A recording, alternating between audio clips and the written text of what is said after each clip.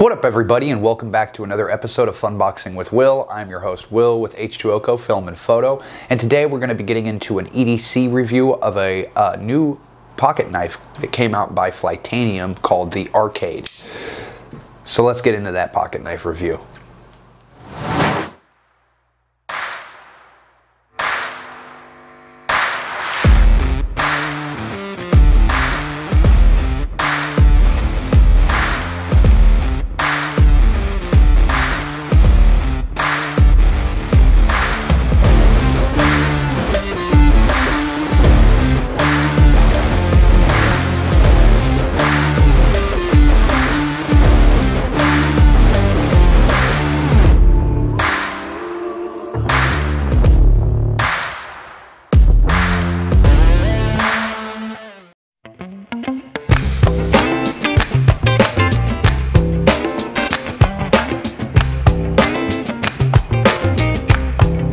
Christmas is coming, yeah.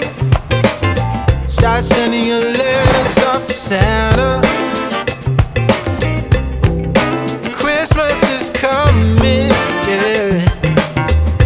Better be nice if you want your present.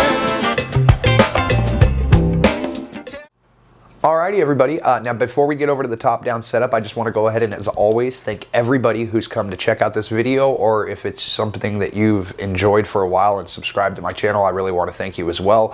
I do a lot of EDC and tech review content here on this channel, and recently I've hit over 1,000 subscribers, which is really exciting for me. So if you find any of this information at all informative or useful, or if you just like EDC and tech reviews, go ahead, hit that like and subscribe button, and turn on those bell notifications to get notified when I put out new content. I try to get a new video out at least every 2 weeks, if not every week. Recently, I've become a single father, so I've been trying to just adjust to that whole schedule. So if my videos come out every 2 weeks, I apologize. I will eventually get back on that weekly track schedule. It's just been a big job adjusting to being a single dad for the first time ever. So getting used to that. But other than that, let's go over to the top-down setup and check out this new release. They paired with Andrew Demko, one of my favorite designers, and Flytanium to create the Arcade. And we're going to take a closer look at that now, guys. Alrighty, everybody, now that we're over here at the top-down setup, we can take a closer look at this new and first knife offering ever from Flytanium, the Arcade. It comes in a very nice little box here. This is the box for the Arcade, and when you open it up, this inlay, for those of you that don't know, this is an Ultim inlay in this particular version. They give you an extra set of inlays that you can swap out to personalize the knife, and the company offers a variety of different inlays made from different materials and different colors that you can kind of customize your knife. It was kind of the whole idea behind this blade. Same with the thumb studs and the back spacers and everything. This particular knife is made by a company called Flytanium, and I'm assuming if you're here watching this video that you're probably a knife enthusiast and you already know who Flytanium are. But just in case you don't know who Flytanium are, for those of you out there who don't know, I'm going to go ahead and give you a little rundown. Their company for years now has been the #1 place to go if you own any other type of knife. Say you pick up a paramilitary 3, a para 3 from Spyderco, and you really like the knife, but you just can't get over the G10 handles, and it's just not your aesthetic choice that you would prefer on this knife. You can go ahead and contact Flytanium and have them produce handle scales for it out of, you know, titanium, micarta, whatever materials that you're looking for, and they've been known to be one of the best companies to do this kind of work. For example, I have multiple Andrew Demko 80-20.5s, and a lot of them come in this Grivory.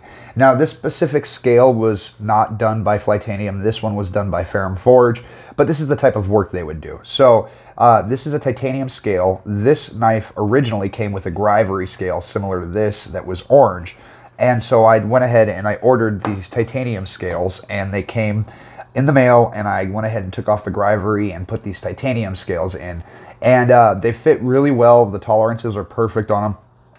And Flytanium has been known to be very good at what they do in that field up until this point.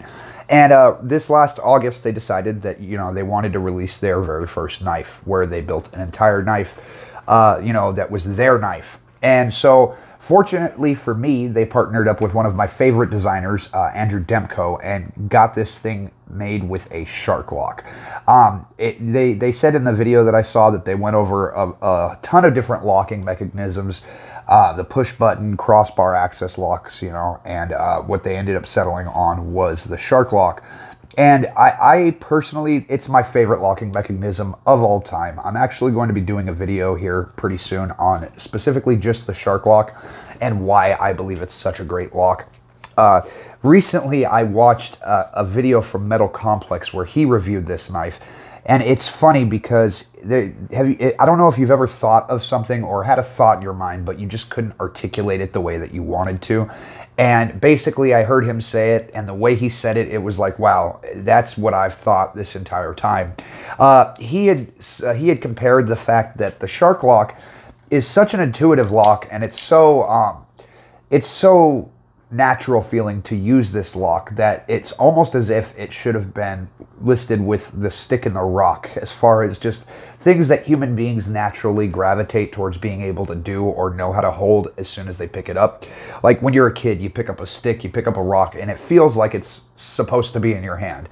And I think a lot of that has to do with, you know, genetic memory and things like that. But this locking mechanism is very much so similar to that in that aspect, where it just feels like, it's like, why hasn't this always been the way we open and close folding locking knives? Like, it's just, it's so intuitive. It's such a strong, durable lock that I cannot believe that it took this long for somebody to actually design it.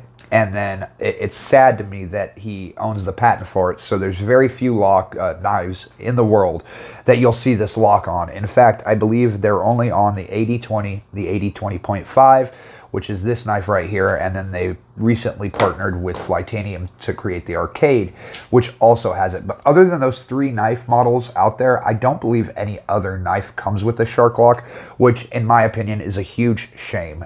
It's one of the best locks I've ever had.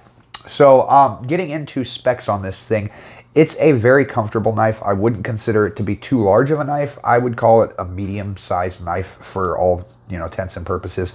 We're going to get in with a measurement here of, we're going to come out to 4.5 inches closed length with an open length, total open length of, let's see here, 7.5 inches. Yeah, 7.5 inches total open length and a cutting edge of 3 inches.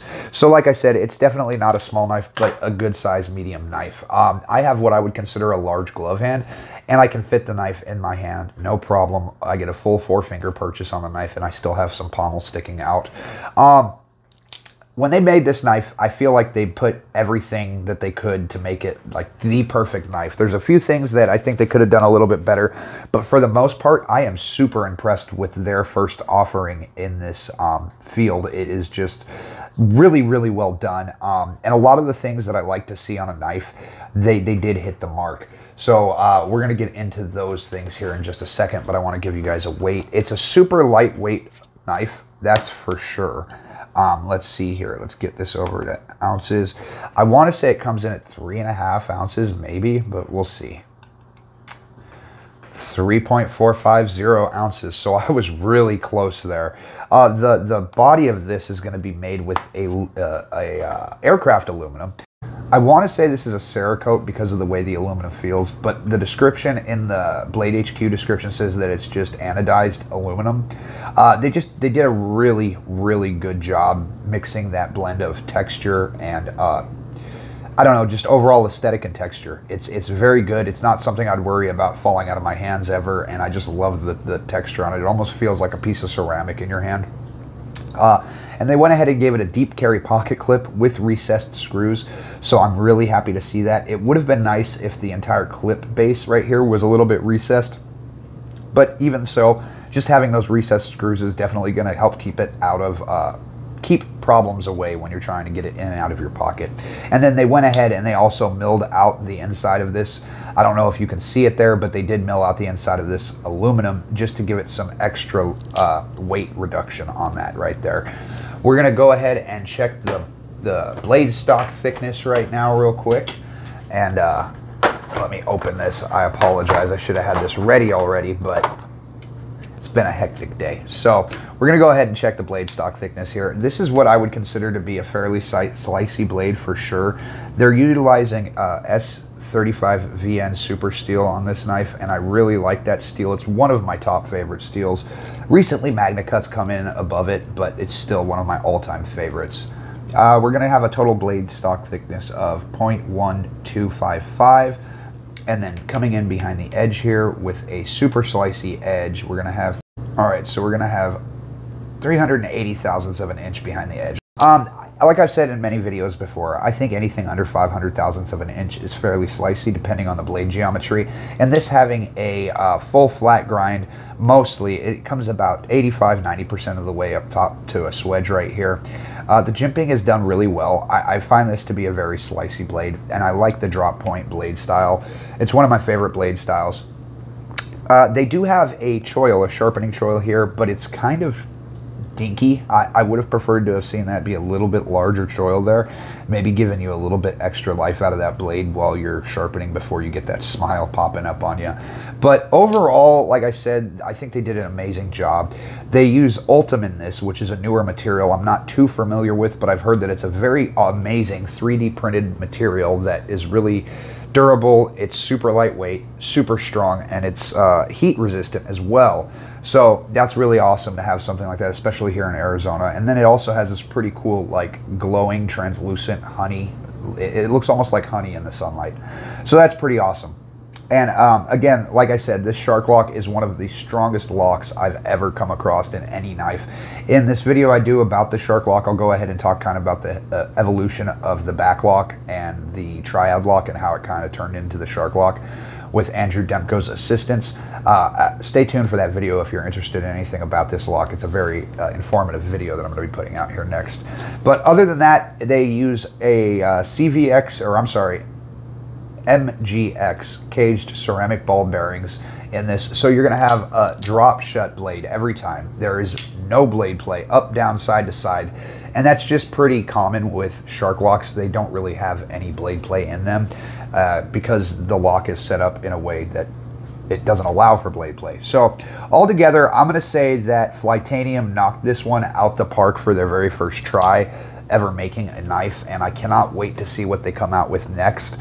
I really do appreciate all the thought that they put into this knife. It hits almost every mark for me personally anyways, is what I like to carry an EDC for. The super fidgetiness, it's got the deep carry clip with recessed screws, a solid steel that's pretty easy to sharpen, yet it's going to last quite a long time with that edge. The jimping could be a little bit, less intrusive, but it's still good. It's not anything that's problematic. The one thing I wish that I did have on this blade that they don't offer is a finger choil, almost something where you could choke up a little bit. You can on this knife if you want to. You can put your finger right behind that blade right there if you really want to, but it's just not as comfortable as if they'd put in a finger choil for the blade. And then they also included a lanyard hole for those of you who like to carry lanyards. I'm going to go ahead real quick and go ahead and do a hardware check here. I am fairly certain that the pivot is either a T8 or a T10. Yeah, we're going to go with a T8 on the hardware for the pivot, and then I'm assuming it's T6s for... Yeah, T6s for the body screws and the pocket clip. The one thing I did notice about this knife that it kind of confused me is that they have an ambidextrous locking mechanism, of course. It's also a finger-safe lock. You never have to put your fingers in the blade path, and that's one of the biggest pluses of the Shark Lock. But it's an ambidextrous lock, and it looks like this is set up for strictly tip-up right-hand carry. They don't really have a left-hand option here for an ambidextrous lock, and I kind of find that a little bit weird. But I have heard that if you contact the company when you're purchasing the knife and ask them to tap it for a lefty, they can put the pocket clip on the opposite side for you and special order that for you. Lastly, I want to talk about their branding. They don't do a lot of branding on this knife, and I love that. They don't have their name strung across the top of the blade in big black letters. It's very subtle, and you know, it's funny, it almost looks like a Benchmade logo, and it makes me wonder if they did that intentionally, just for, you know, I don't know why they would do that, but it looks so similar. Although it is not a Benchmade logo, it is actually a bee instead of a butterfly. I'll show it to you again here on the box real quick. That is the logo. But in the small print, when it's on the blade itself, it really does almost look like a Benchmade logo. You really have to have some good eyesight to realize that that's not what you're looking at. All around, I'm saying it's a great knife. I've carried it for about a week now. And the heat treat on this S35 VN steel is one of the best heat treats on any S35 VN that I've ever experienced. I've been cutting things through it all week, and I have not had one instance where I'm like, oh, is this going to make it through this material or not? Like, I know it's going to make it through the material. And after a week of cutting on things, let me grab a piece of paper real quick. I'll show you. It is still super slicey, and that's after a week of cutting, you know, zip ties, cardboard. I opened a whole bunch of packages for my kids, just a whole bunch of stuff, and it's still keeping that edge really well. So it is definitely an EDC I would recommend if you're wanting something that's versatile, that you can carry in a pair of gym shorts, or you can carry and do some harder tasks with it. That shark lock is definitely going to hold up to any kind of job that you put this knife through. It's a little pricey, coming in at a little over $200 for aluminum, but the S35, the shark lock alone, I think those two things make it worth it. And that's about it. We're going to do a size comparison real quick before we end up this video, and then we'll get back over to the desktop setup. So here it is next to the Andrew Demko 80-20.5. Here it is next to the Para 3 from Spyderco. Here it is next to the Rat 2, right there, from Ontario. Here it is next to the Benchmade Bug Out. Here it is next to the Doug Hogue Ritter or Benchmade Griptilian. You could use either in that position right there. They're virtually identical knives. And then lastly, here it is next to the Warren Osborne. So like I said, definitely a medium-sized knife, something I would consider to be easily enough carried in any situation, but still strong enough and big enough to get any job you may need done with this. So, I mean, barring, you know, hacking down something with something that you should be using a machete for. Any kind of EDC knife task, I think this would be a great option. And if you guys want to check it out, I'll go ahead and leave the link in the description below as always.